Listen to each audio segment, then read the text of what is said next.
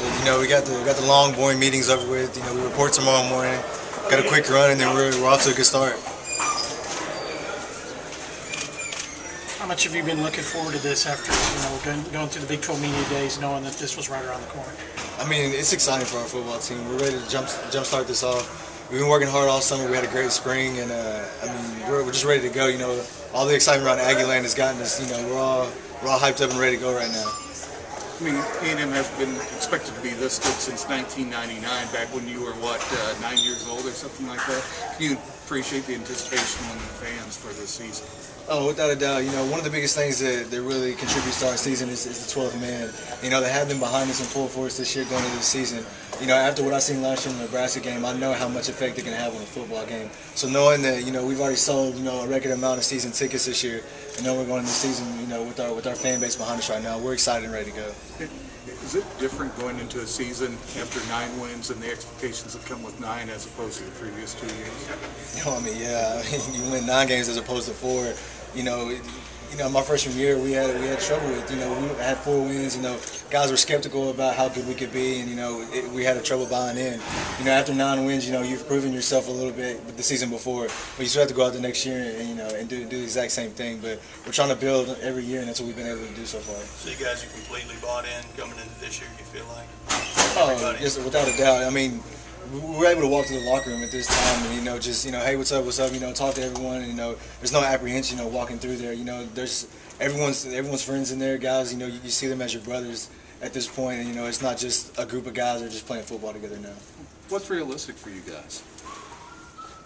13-0. I mean, I'm not going to put a limit on our football team. Like, I can't. We have too much talent, and we have, you know, too good coaches for me to sit here and say we can't do something. And that's why you chose to come to Texas A&M?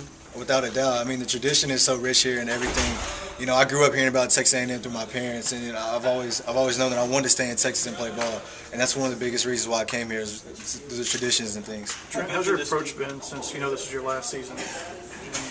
I mean, you know, when you want to say you worked hard every year, but you know, my first 2 years here, I worked hard, but it wasn't.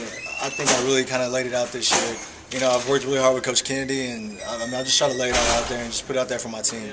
How good can this defense be, Trent? I mean, I feel like our whole team can be really good this year. We've put in so much hard work, and we've been through so much together so far since I've been here. We have so much talent, and Coach DeRuiter brings his schemes here, and our coaches are so good. I mean, I think we can be the best defense in the nation if we work hard and if we stay at it. You lost some key people, though, in Vaughn and Hodges, and guys who were kind of the heart and soul of the defense. How do you replace these guys? What makes you think this defense can be even better? I mean, I don't know if you can replace the talent of Vaughn and the leadership of Mike, but I think our scheme will help out with us this year. You know, our coaches know what we lost, but we're going to add more this year in our scheme that should help us out. But at the same time, you know, we're losing a lot of guys, but we're also have guys coming back that had a lot of talent last year. We have leaders coming back that can help replace Mike, and we have talent on the outside, such as Sean Porter is going to come back and be a really good force for us this year. So I don't know if we can fully replace him, but you know, we're going to go out and we're going to try our best. Trent, pretty depleted secondary in spring. How confident are you these guys are pretty healthy and ready to go? I mean, they're 100% at this point. You know, we had guys coming off of shoulder injuries and knees and toes and everything like that, but we've had a long summer, a long road that we've been through so far, and everyone's back and everybody will be out there tomorrow. You saw the offense in 7-on-7 this summer. How gifted are those guys when you look at them? Oh, man, I feel like we could have one of the best receiving corps in the country. Ryan's throwing the ball to him. We got Cyrus and C-Mike in the backfield, one of the 2 best tandems in the country. Right now on offense, our offensive line, those 2 tackles that we got coming back, those freshmen, those guys are going to be in the league one day. Right now on offense, I'd put them up against anybody as far as talent goes. What's it like seeing so many other seniors on the defense when you're out there? How does that break your approach? I mean, I don't really care about classification at this point. As long as we have the best people on the field, we're going to go out and we're going to win games. Trent, you talked about paintball, bringing you guys together and having you guys like brothers. When you see your brother like Kyle going through what he's going through, what do you tell your other brothers on the team to kind of keep you guys all focused on what you can control?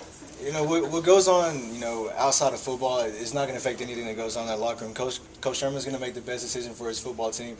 You know, if he feels that one thing is right, that's right. But at the same time, when it comes into the locker room, it's like it never happened. We're going to go out, and if Coach Sherman feels he's in practice that day, then he's going to practice. And I'm going to put all that in Coach Sherman's hands, and then we're going to treat him like it never happened when he walks into the locker room.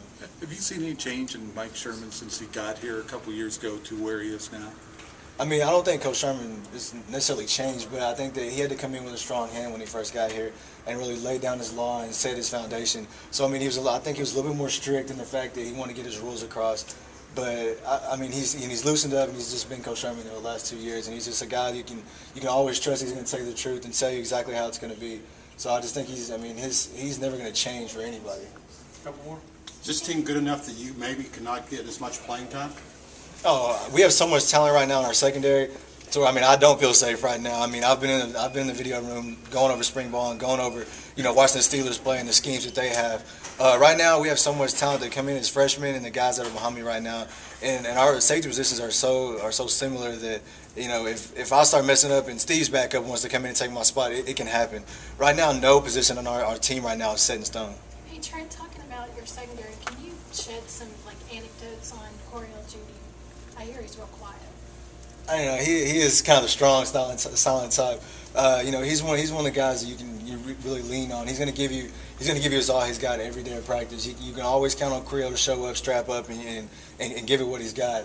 And I mean, he's just one of those guys who's going to be a heck of a football player for you. But at the same time, he's a grown man and he handles his business. You had a chance to see Cyrus step up last year when C. Mike went down. Could you just talk about kind of the evolution you've seen in him and just how good can he be? I mean, Cyrus has been a great running back since he's been in high school. He came out last year. C. Mike went down. He had a lot of responsibility. We didn't have a really set in stone back if he went down. So he had a load to carry on. He had a lot of pressure. But I think he carried it. He handled himself like a pro, and he came out and he just showed how much talent that he has. Were you even a little surprised by the 7 straight 100-yard games, 223 against Texas, everything he did? I don't think I was surprised. I knew he had the ability. They say there's so much. You have so much potential, and there's a line between potential and productivity. He went out and he produced, and he did what he had to do.